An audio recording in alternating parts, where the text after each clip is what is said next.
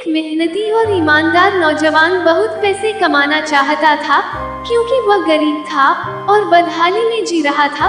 उसका सपना था कि वह मेहनत करके खूब पैसे कमाए और एक दिन अपने पैसे से एक कार खरीदे।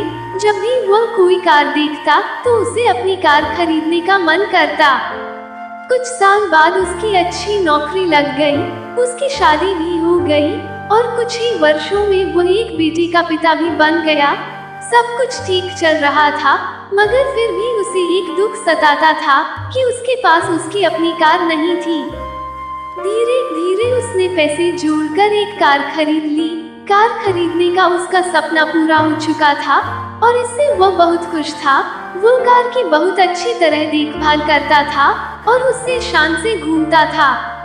एक दिन रविवार को वह कार को रगड़ रगड़ कर धो रहा था, यहाँ तक कि गाड़ी के टायरों को भी चमका रहा था। उसका 5 वर्षीय बेटा भी उसके साथ था।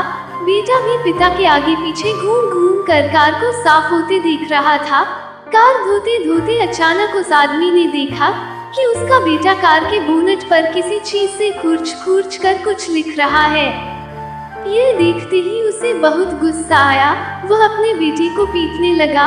उसने उसे इतनी जोर से पीटा कि बेटे के हाथ की एक उंगली ही टूट गई।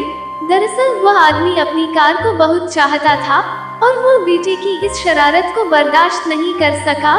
बाद में जब उसका गुस्सा कुछ कम हुआ तो उसने सोचा कि जाकर देखूं कि कार में कितनी खरोंच लगी है। कार के पास जाकर देखने पर उसके होश उड़ गए। उसे खुद पर बहुत गुस्सा आ रहा था।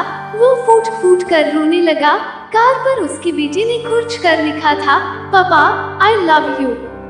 यह कहानी हमें यह सिखाती है कि किसी के बारे में कोई गलत राय रखने से पहले या गलत फैसला लेने से पहले हमें ये जरूर सोचना चाहिए कि उस व्यक्ति ने वह काम किस नियत से किया है।